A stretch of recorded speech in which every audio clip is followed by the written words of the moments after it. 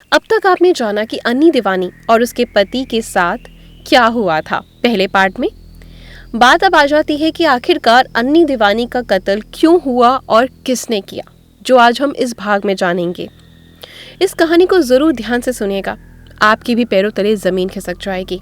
Police ये समझने की कोशिश करने लगती है कि आखिर मोंडे बुलाम्बो की भूमिका इस हत्याकांड में क्या है। ऐसे में इस आदमी से पूछताछ का सिलसिला शुरू होता है और जब पुलिस उससे पूछती है कि आखिर तुमने शिवामा डोडो कॉम्बे को किससे मिलवाया था, तो वो जिसका नाम लेता है उसके बारे में जानकर पुलिस को झटका सा लग जाता है। दरअसल बुलाम्बो बताता है कि कुछ दिनों पहले मैं अपने होटल में रिसेप्शन पर बैठकर काम कर रहा था कि वहाँ पर टैक्सी ड्राइवर जोलो टोंगो आता है।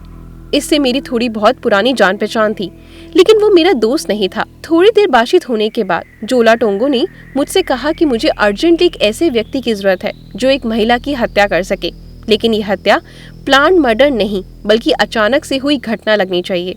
इसी के बाद मैंने जोला टोंगो और शिवामा डोडो की मुलाकात करवाई। इसके बाद इन लोगों ने क्या किया और इनमें क्या बात हुई, मुझे कुछ भी नहीं पता। अब पुलिस 12 तारीख से ही एनी और शिरेन के साथ रहने वाले जोला टोंगो की तलाश में लग जाती है। 2 दिन बीत जाते हैं लेकिन जोला टोंगो का कहीं पता नहीं चलता। लेकिन 20 नवंबर 2010 को जोला टोंगो एक वकील के साथ पास के एक पुलिस स्टेशन जाता है और वहाँ सरेंडर कर देता है।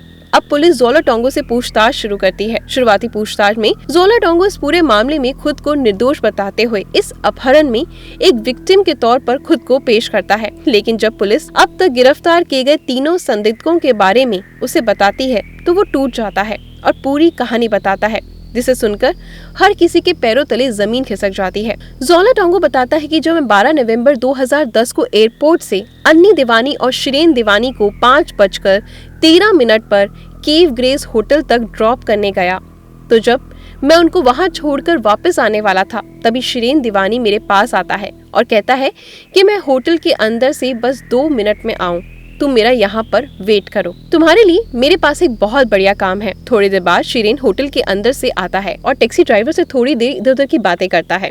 उसके बाद कहता है कि मुझे मेरी पत्नी एनी दीवानी की हत्या करवानी है, लेकिन ये हत्या का जो तरीका है वो इतना ज्यादा रियल होना चाहिए कि ऐसा लगे कि पूरी घटना प्लान नहीं की गई बल्कि अचानक से हुई घटना लगे, और पूरे मामले में मेरा नाम कहीं भी नहीं आना चाहिए। इस काम के बदले में मैं तुम्हें 15,000 रेंट दूंगा। रेंट साउथ अफ्रीका की करेंसी है। 15,000 रेंट की कीमत भारतीय रुपए में लगभग 75 से 80,000 रुपए होती है। श्री एंजोल टोंगो को ये बात बताता है कि दरअसल वो गे है और वो किसी जर्मन के लड़के को पसंद करता है, लेकिन परिवार के दबाव की वजह से उसने अन्नी से शादी कर ली और अब वो अन्नी से पीछा छुड़ाना चाहता है। सभी बातें सुनने के बाद जोला टोंगो श्रियान दिवेनी से कहता है कि मैं तो किसी भी ऐसे व्यक्ति को नहीं जानता हूँ, लेकिन मेरा एक दोस्त है जो शायद हमारे लिए किसी ऐसे व्यक्ति का इंतजाम कर सकता है।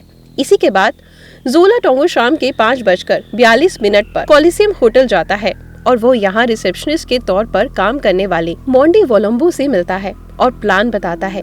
इसी के बाद मोंडे वोलम्बो कुआवे से फोन पर बात करता है और प्लान के बारे में बताता है। जब प्लान बन जाता है तो कुआवे फिर ओले को फोन करता है और इस प्लान को अंजाम तक पहुंचाने के लिए उसे भी अपने साथ मिला लेता है। ये सब कुछ 12 नवंबर को होता है और फिर 13 नवंबर 2010 की सुबह शियान द्विवेदी एक बार फिर से जोला टोंगो को फोन करता है और उसे कहता है कि इस प्लान के लिए मैं तुम्हें पेमेंट अफ्रीकन करेंसी में नहीं बल्कि डॉलर में दूंगा, लेकिन जोला टोंगो डॉलर में पेमेंट लेने से मना कर देता है। फिर शिरेन दीवानी जोला टोंगो को होटल बुलाता है और फिर उसके साथ पास के ही एक ज्वेलरी शॉप में जाता है जहां वो $200 को साउथ अफ्रीकन करेंसी में कन्वर्ट करवाता है। जब शिरेन दीवानी डॉलर एक्सचेंज करके वापस होटल आ रहा होता है, इसी बीच जोला टोंगो ने पूरे प्लान पर फिर से डिस्कशन करता है और टोंगो को बताता है कि उसने इस काम को अंजाम देने के लिए एक व्यक्ति से बात कर ली है। इसके बाद टैक्सी ड्राइवर शिरेन को कहता है कि डिनर के बहाने तुम इस शहर से बाहर चलो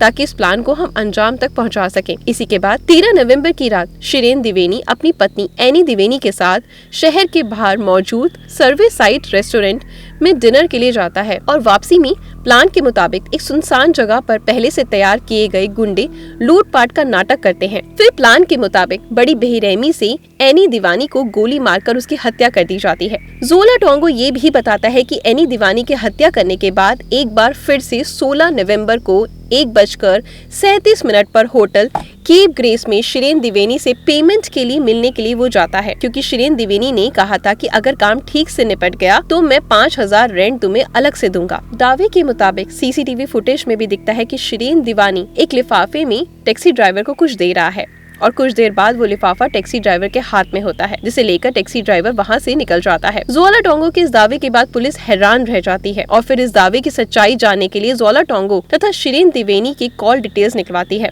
साथ ही Cape Town airport, Cape Grace hotel और सर साइड रेस्टोरेंट की सीसीटीवी फुटेज चेक की जाती है और सब कुछ जोला टोंगो के बातों से बिल्कुल मैच करता है। पूछताछ में टोंगो ने बताया था कि शिरेन द्विवेदी ने अपने किसी जर्मन दोस्त का भी जिक्र किया था और वो भी गे होने की वजह से वो अपनी पत्नी की हत्या करवाना चाह रहा था।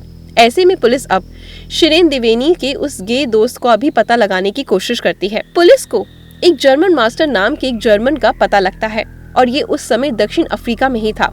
पुलिस जब इससे संपर्क करती है तो ये भी शिरेन द्विवेदी और अपने बीच के रिश्ते के बारे में पुलिस को बता देता है और साथ में ये खुलासा भी करता है कि जब भी शिरेन द्विवेदी दक्षिण अफ्रीका बिजनेस ट्रिप पर आता था तो हम दोनों मिलते थे। ऐसे में जब शिरेन द्विवेदी पर जब पुलिस ने कुछ और जांच की तो पता चलता है कि पत्नी अन्नी द्विवेदी की हत्या की अगली रात शिरेन ने एक गे डेटिंग वेबसाइट पर काफी समय बिताया था और अगले दिन भी वो इस गे डेटिंग वेबसाइट पर काफी ज्यादा टाइम तक एक्टिव था। और अब पुलिस को इस हत्या की असली वजह और इस हत्या के पीछे का मकसद समझ आ चुका था, लेकिन पुलिस के सामने समस्या ये थी कि एनी द्विवेदी के हत्या के 3 दिनों बाद ही शिरेन द्विवेदी ब्रिटेन वापस लौट चुका था और अब उसे साउथ अफ्रीका लाना आसान नहीं था।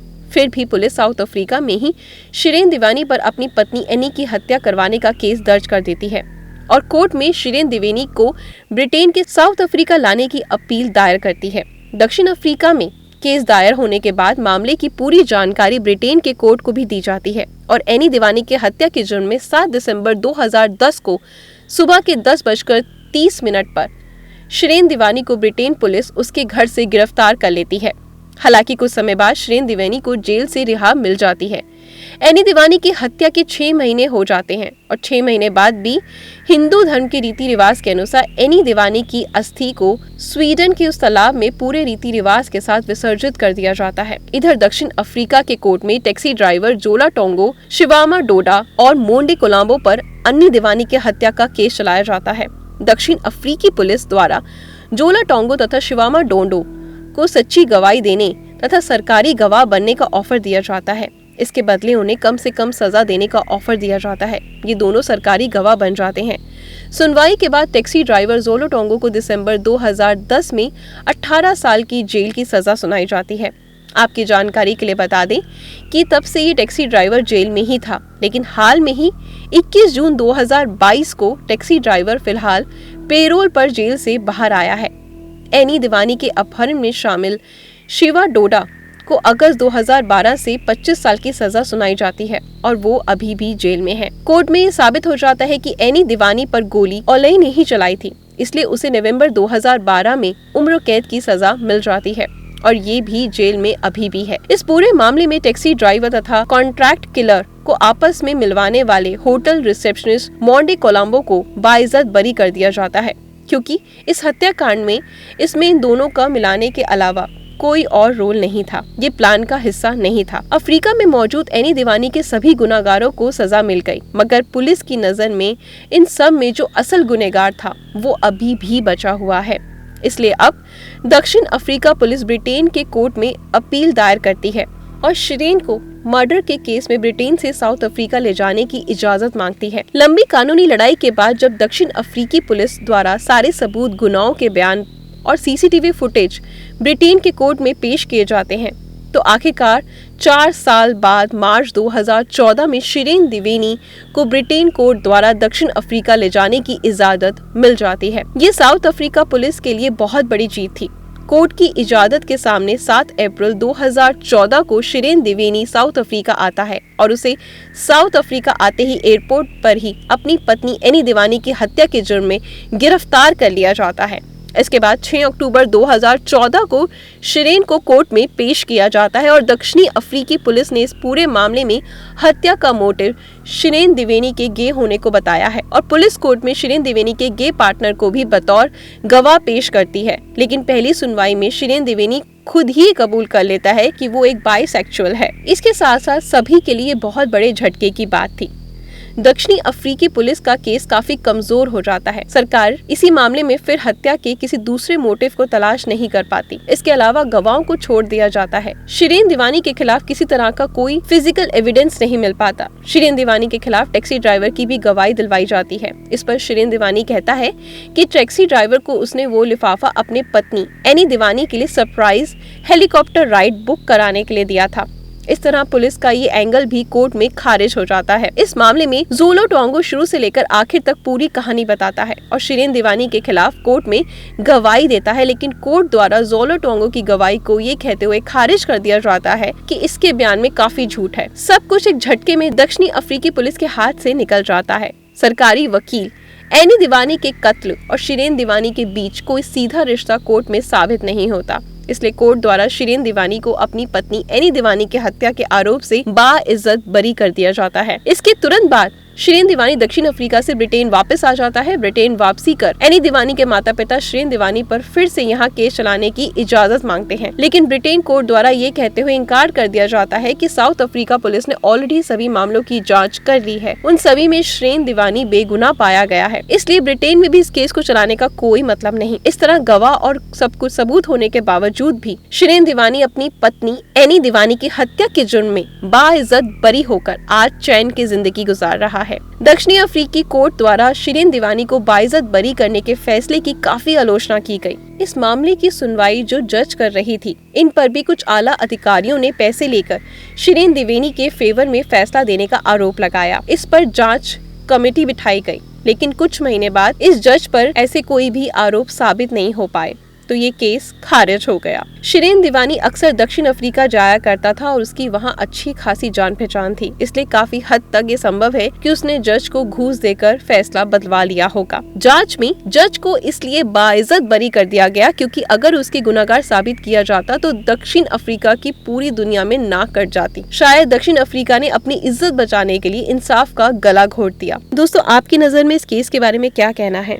क्या सच में ये सही हुआ या गलत? और अगर गलत तो शिरीन दीवानी को क्या सजा मिलनी चाहिए? इस बात का कमेंट बॉक्स में जरूर बताइएगा। धन्यवाद।